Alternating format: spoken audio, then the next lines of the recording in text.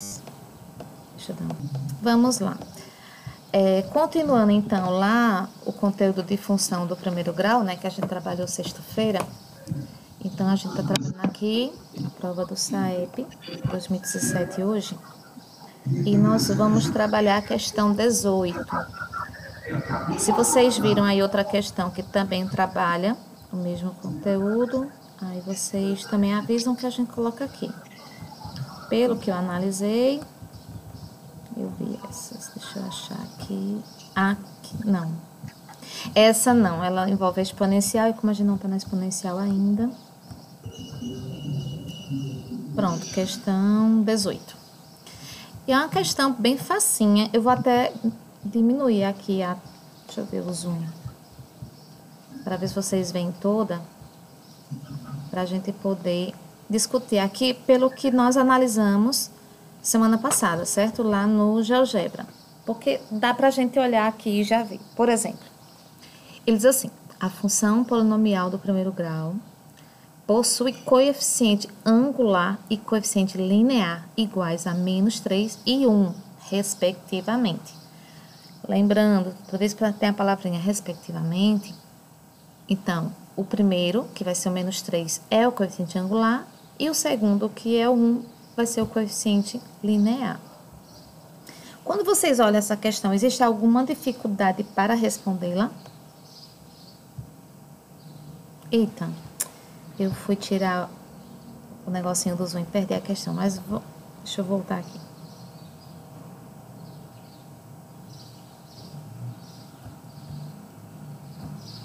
Aqui, voltei.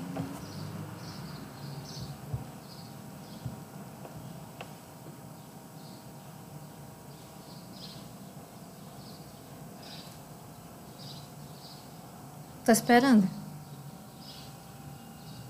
Alguma dificuldade em respondê-la? Lembra lá, né? Quando a gente olhou no GeoGebra, a gente viu as funções do coeficiente angular e as funções do coeficiente linear.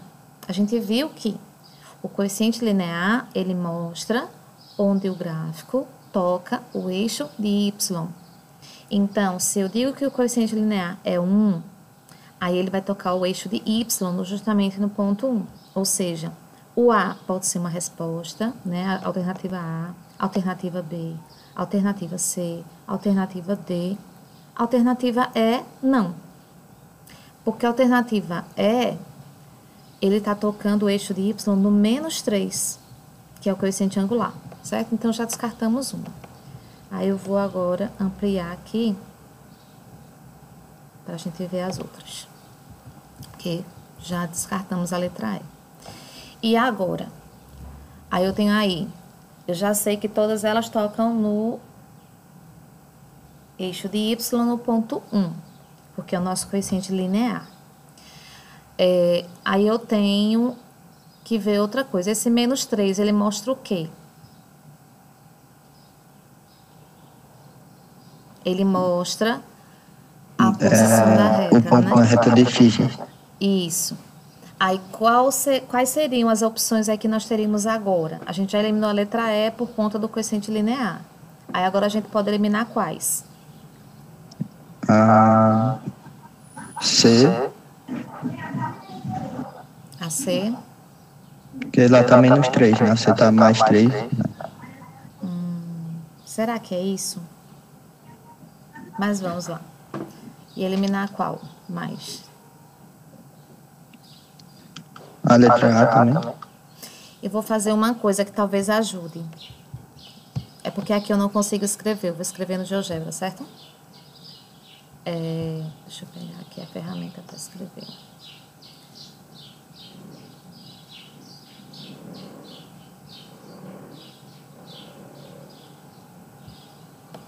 Texto.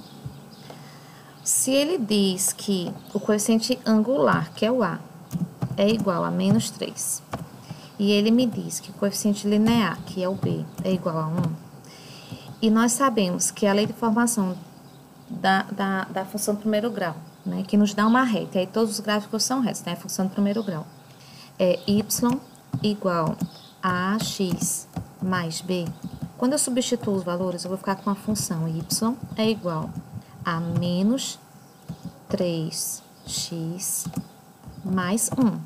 Porque ele me disse que o a é menos 3 e ele me disse que o b é 1. Então, a lei de formação da função vai ficar isso aqui, menos 3x mais 1. Será que isso ajuda agora? Essa visualização da lei de formação? Vou até colocar aqui em negrito aqui agora. Sim, ajuda. Ajudou, né? Gravem isso aqui, tá? É menos 3x mais 1. Aí, vou voltar lá agora na questão. E aí? Qual que a gente elimina?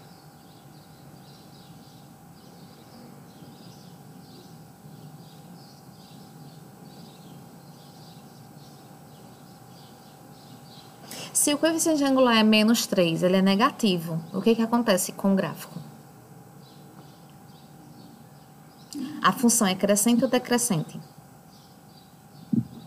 Decrescente. Como é a pergunta? Eu esqueci, eu não escutei direito. Se o coeficiente angular é menos 3, ele é negativo, certo? Então, essa função ela é crescente ou decrescente? Decrescente. Decrescente. Quais os gráficos aí, da letra A até a letra D, que nos mostra que a função é decrescente? Entendi. É a letra A e C que mostra. A e C. Então, a gente já descarta a letra B e letra D, certo? Porque é Entendi agora a crescente. questão. Isso. Então, eu estou chamando a atenção o quê? Coeficiente linear, que mostra quando toca o eixo de Y, e o coeficiente angular, que me diz se ela é crescente ou decrescente. Então, já ficamos com letra A e letra C, como opções de resposta. E agora, eu preciso fazer mais alguma coisa, porque eu preciso agora decidir se é a letra A ou é a letra C. É só fazer o zero da função lá, né? Exatamente. Aí eu vou para Da aqui. letra A. Entendi que eu tinha errado. Já fez de cabeça aí, não foi? Foi. Pronto. Acho que não precisa fazer o cálculo aqui, não. Deixa eu voltar para aqui. Dá para fazer de cabeça, né?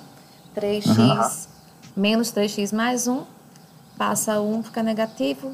Passa o menos 3 dividindo, vai dar 1 sobre 3. Justamente a raiz está aqui, ó. O ponto que toca o eixo de x. Então, letrinha A. Facinha, né, essa questão? É. Ok. Vamos agora para a questão 22. Que não é exatamente de gráfico.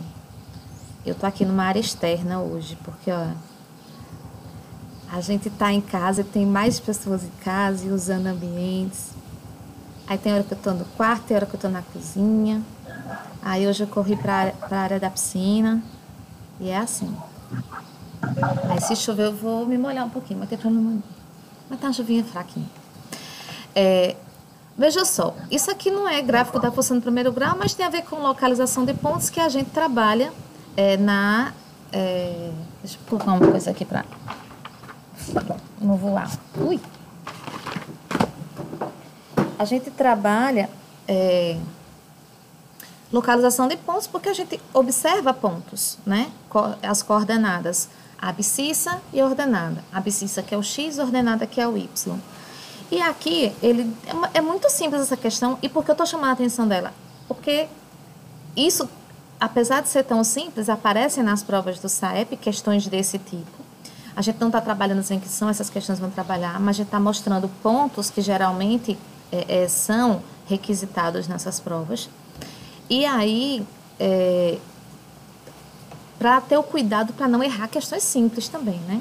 Então, uma organização que protege animais silvestres colocou um dispositivo de localização dos filhotes, permitindo assim acompanhá-los. No desenho abaixo está representada a localização desses dois filhotes. Então, ó, tem o filhote Z e o filhote W. Primeiro, a gente falou semana passada sobre quadrantes. Então, o filhote Z está em qual quadrante? Segundo. E o filhote W? Terceiro. Então, aqui ele me dá as coordenadas. Então, no segundo quadrante, o x é negativo, o y é positivo, que é o z, né? Bem facinha, né? Qual é a resposta aí, minha gente? A primeira vai ser menos 4 de x e 3 de y. Isso. E a outra vai ser menos 3 de x e menos 2 de y. Exatamente, letra B. Bem simplesinha, tá? Mas é uma questão que se você não tiver atenção, você acaba errando, né? Quer dizer, não os nossos alunos, né? Mas quem não estuda feito os nossos alunos, ou quem não dá a mínima para estudar, não está dando a mínima pelo que o professor Júlio César está fazendo, pelo que eu estou fazendo, pelo que a escola está fazendo, aí vai acabar errando uma besteira dessa.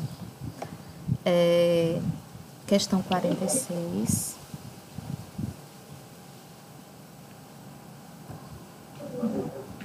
Eu nem perguntei se o professor Júlio César queria falar alguma coisa sobre alguma dessas questões. Não, professor, pode ficar à vontade. Daqui a pouco a gente comenta. Tá certo. Tem muitas questões interessantes, viu, gente, nessa prova, porque a gente decidiu trabalhar primeiro as funções de primeiro grau, e eu acho que realmente fica melhor, né? Porque a gente vai percebendo mais o que acontece. Vamos lá, essa aqui. Uma torneira foi aberta para completar a capacidade de uma caixa d'água de 1.000 litros, que inicialmente estava com 250 litros de água. A capacidade de litros que flui dessa torneira por hora é constante. Ao completar a capacidade de 1.000 litros na caixa, 2 horas e meia depois, essa torneira foi fechada. Qual é o gráfico que expressa a relação entre a quantidade de água nessa caixa e o tempo que a torneira ficou aberta? Bem, nós analisamos uma questão parecida com essa sexta-feira, que foi, que na realidade ela tem um valor inicial, né? Pascal, parece. Foi isso mesmo, exatamente, essa aí. E a gente tem aí um ponto inicial, né? Porque no início a torneira estava, aliás, esse tanque, aí, essa caixa d'água estava com 250 litros de água. Então, olhando os gráficos, a gente já começa a excluir algumas alternativas. Deixa eu ver se dá para olhar as 5 alternativas aqui para a gente ver qual elimina. E aí? Elimina quais? C, B e D. Certo, C, B e D. Porque, gente, ó, C está partindo do ponto 00, como se a caixa estivesse vazia, né? Letra B está partindo do ponto 750, como se ela já estivesse com 750 litros. E a letra D é o mesmo erro. Então, veja, ficamos com a letra A e a letra E. As duas estão iniciando em 250 litros de água, que é a capacidade que está na caixa d'água, né, no início, na situação proposta, e termina lá 2 horas e meia, que é o tempo que fala na questão, ela enche a caixa d'água, ou seja, ela chega aos 1.000 litros de água na caixa d'água. A dúvida agora fica apenas no modelo do gráfico, afinal de contas, qual o gráfico que representa o que está colocando na questão. Professora, Aqui é uma reta e aqui uma curva. Oi. eu tenho uma dúvida. Quando fala assim que é constante, a reta ela pode fazer tipo essa meia luazinha, tipo essa parábolazinha, sei lá. Pronto. Justamente a Agora tem palavra... que ser... justamente essa palavrinha, constante, ela está me dizendo, por exemplo, vamos pensar em física. O carro está indo numa viagem a uma velocidade constante, quer dizer que ele está sempre, ó, a reta ela não vai mudar o sentido, ela está sempre indo. Então, Ele não entendi. parou, ele de repente não acelerou mais. Então, por conta dessa palavrinha constante, aí a gente tira a dúvida que é uma reta, né? Porque ele está mantendo, então é um crescimento linear, entendeu? Que é justamente também essa comparação que a gente tem, né? A gente faz essa relação da função afim com crescimento linear, certo? E até em relação à proporcionalidade, ok? Alguma dúvida, gente, nessa questão? Não. Não? Professora José, Oi. Não. abaixa um pouquinho mais para eu ver a letra E aqui embaixo. O valor do certo. X. Observe que ele não está em 2 horas. Também. Que tempo é isso aí embaixo?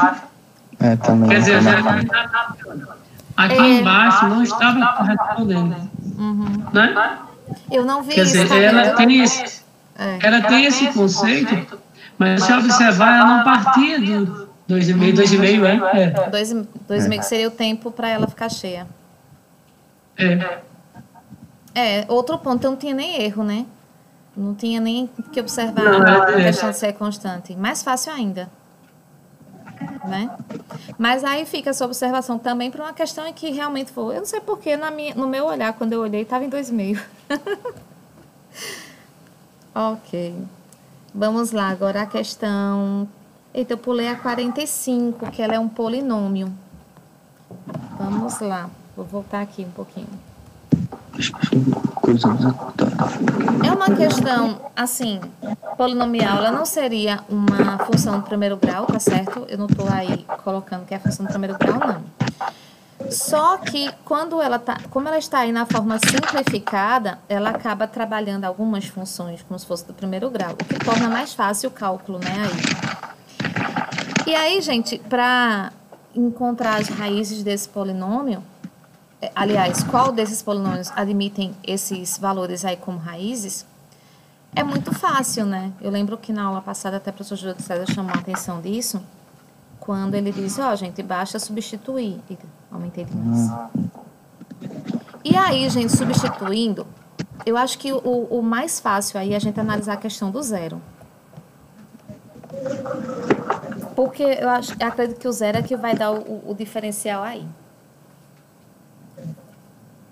Tentem achar logo qual é qual a gente eliminaria já de cara, assim. Porque quando eu digo substituindo esses valores, para ser raiz, eu tenho que lembrar o quê? Que esse P de X vai ter que ser zero, né? Porque a raiz é o quê? É um ponto no eixo de X, mas ele está ligando com o zero de Y. Então, o resultado tem que dar zero quando eu substituo esses valores. Isso tem que ficar bem claro. Né? Justamente por isso que eu estou pegando essa questão, porque ela tem a ver com essa questão da raiz.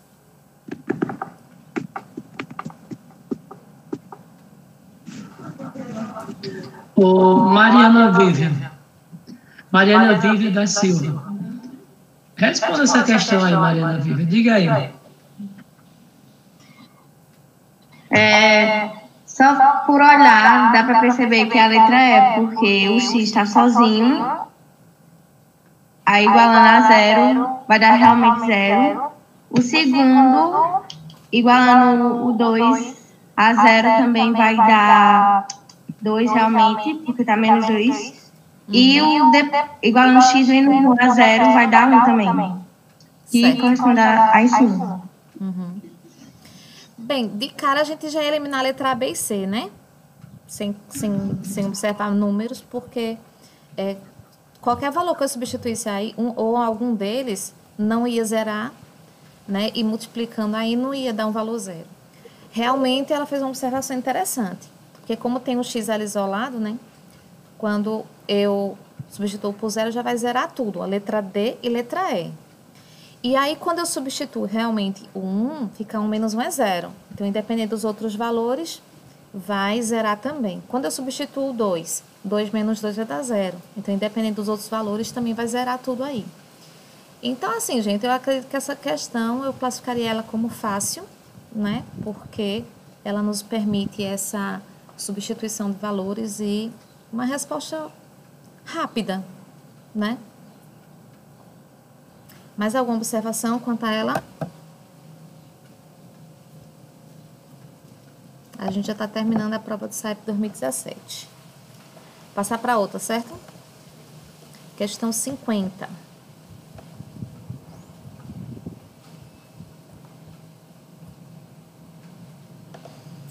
Pronto, a questão 50, ela tem a ver com a equação da reta, né? Opa, aumentei demais. A reta S passa pelos pontos 4, 1 e 2, 3. Qual é a equação dessa reta? E aí a gente olha para a lei de formação, olha para os pontos. E como é que vocês pensam que seria mais fácil resolver essa questão? Eu desenhei aqui, professor, no caderno, quando eu vi. Aí eu vi que o bateu ali a reta no eixo Y no número 5. Aí eu já deduzi a letra A. E não é difícil desenhar o gráfico, né? É uma coisa muito rápida. Basta ter o cuidado de colocar os espaços no eixo de X com a mesma distância, né? Assim, de cada número em relação também no eixo de Y. Mais uma vez, Mariana. Que eu fiz, professor, da letra A. Mariana Vívia, como é que você fez essa, Mariana?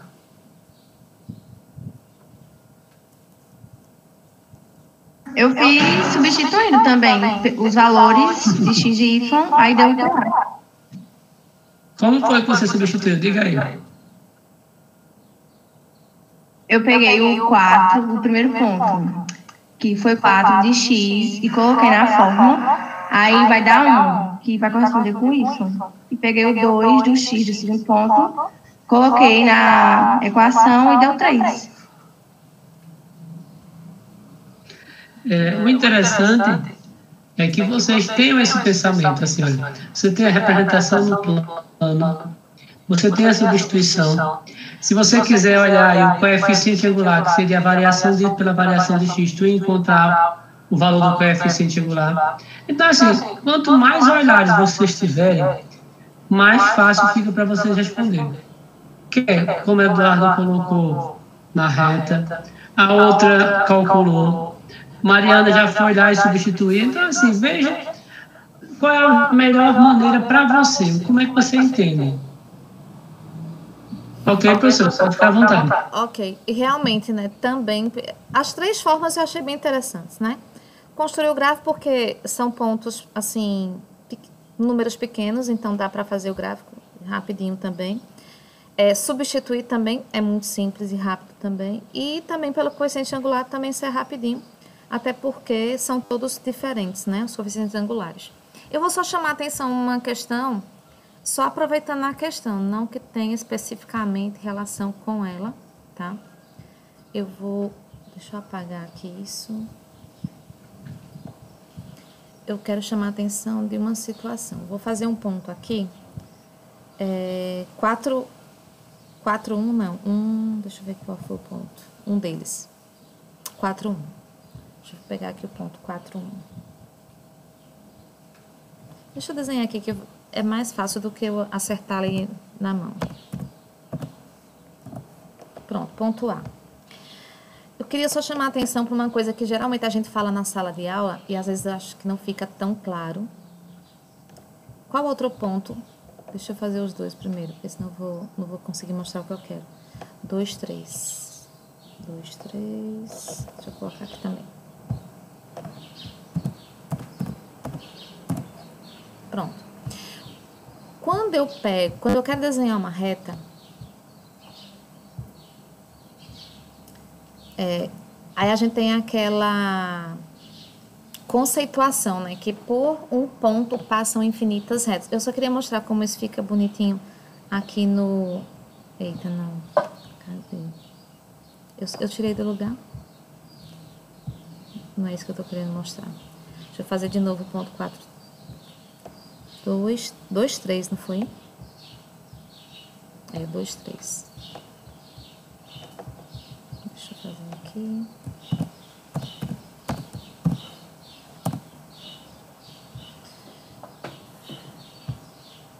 Reta. Então, essa questão que por um ponto passam infinitas retas. E, ó, vejam só. Vocês estão vendo? Um ponto, ele não fixa uma reta. Infinitas retas, né, ó, passam por esse ponto aí. Agora, quando eu determino um segundo ponto, aí sim, eu tenho uma reta definida, certo? Que vocês veem isso aí também em geometria analítica, e aí eu só estou reforçando esse ponto. E aqui, lógico, né, que é o pensamento aí que foi, se eu não me engano, foi Manuel que falou, se eu não estiver enganada, a gente tem lá o ponto de intersecção, comprovando com ele, aqui, ó, é o 5. Então, coeficiente linear, né, já resolve aí a situação, ok? Então, só aproveitando mesmo a questão, não que aquilo ali fosse obrigatório para resolver a questão, certo? E vamos para a questão 52 dessa prova, e a gente já vai passar para outra. Também não é específica de função do primeiro grau, ok? Mas ela é uma questão de localização de pontos. Veja, ele diz assim, observe as retas numéricas representadas abaixo, que estão divididas em segmentos de mesma medida. Então, aí a distância, né, tá de meio e meio, né? E aí, vejam, em qual dessas retas, e aí eu vou diminuir o zoom para a gente poder ver direitinho. Deixa eu subir aqui. Em qual dessas retas, os pontos P, Q e R melhor representam a localização dos números menos 7 sobre 4, 1,5555, uma dízima periódica aí, e raiz de 6, respectivamente. E aí, qual seria dessas retas? Eduardo Cazé, como foi que você fez isso, Eduardo?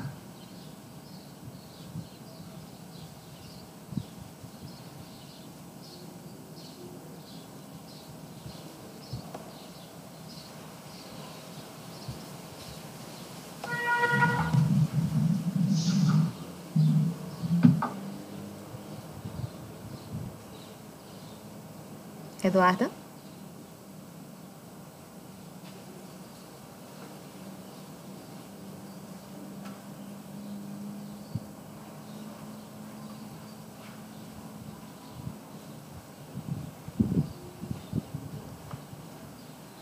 Eduarda vai falar ou não?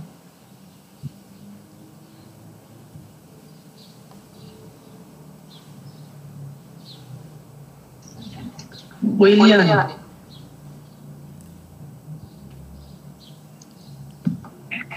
Bom, essa eu tive um pouco de dificuldade para responder ela. Eu respondi letra B, mas eu não consegui entender ela muito bem, não. Ó, gente, é uma questão bem facinha. É só a gente analisar algumas situações. Quando eu tenho fração, eu posso dividir. Então, quando eu vou dividir 7 por 4, eu vou ver que se fosse 8 por 4, daria 2, né? Veja, aproximação, daria 2. Então, é um número que está bem pertinho do 2. Como é negativo, ele está entre menos 1 e menos 2, bem pertinho do 2. Então, seria a questão, afirmação 1, 2 ou 3. Tá? Então, ó, a gente já fica aqui, porque não estaria mais próximo do menos 1, nem mais próximo desse menos 1. A gente falou sobre isso até semana passada, quando a gente viu a questão dos números lá no eixo de X e eixo de Y, que eu até chamei a atenção a esse ponto, que muitas vezes a gente vê tipo menos 7 e menos 3, e a gente acha que talvez... Eu estou dizendo a gente quando está aprendendo essa questão de números inteiros, né? Acha que menos 3 é menor que menos 7, quando na verdade o menos 7 é menor. Porque, por ser negativo, menos 7, ele está mais afastado do zero. Ele é muito menor do que o zero em relação ao menos 3. Então, aqui, quando eu tenho menos 7 sobre 4, lembra que está mais perto do 2, porque se com um númerozinho a mais já seria o 2. Mas se você ainda não tiver essa clareza, você pega e divide. 7 dividido por 4 vai dar 1, sobra 3. Aí você coloca vírgula, 30 por 4 vai dar 7, sobra 2, aí 20 por 4 vai dar 5, ou seja, 1,75. Só que esse 1,75 é negativo. Se ele é negativo, ele vai estar entre menos 1 e menos 2. Porém, ele vai estar mais próximo do menos 2, tá? Então, em relação à fração, guarda isso na cabeça. Em relação a 1,555, eu acho que está bem facinho, porque ele já está na forma decimal e ele já permite uma visualização melhor. Ou seja, ele está entre 1 e 2 positivos, só que ele passa da metade, mais próximo do 2. Então, vamos aqui. A gente já eliminou a 4 e 5, certo? Então, estamos com afirmativas 1, 2 e 3. Deixa eu ver aqui, que ficou aquela barrinha lá em cima. Deixa eu colocar para baixo. Aqui. Então, aqui, esse Q, ele está antes de 1,5, então não é. Então, só esse, ó, porque ele está após 1,5, ok? Então, já ficamos com a afirmação 2 ou 3. Ó, disseram que era 2. Se não me engano, foi o Eliane. E aqui, agora fica na dúvida em relação ao R, né? Aí, vamos pensar. Raiz de 6. Vamos lembrar, eu não sei se vocês lembram, né? Como eu falava na sala de aula, e acredito que o professor Júlio César também trabalhava. Quando eu penso, a forma mais simples de eu pensar numa raiz é pensar duas raízes que são exatas, que tenham essa raiz entre elas. E aí eu penso raiz de 4 e raiz de 9. Raiz de 4 seria o número 2, raiz de 9 seria o número 3. Então, eu vejo que essa raiz, ela está entre 2 e 3. Só que aí, vamos analisar o seguinte. Raiz de 4, o número 4 em relação ao número 6 e o número 6 em relação ao número 9. De 4 para 6, faltam 2 unidades. De 6 para 9, faltam 3 unidades. Então, raiz de 6 está mais próximo de raiz de 4.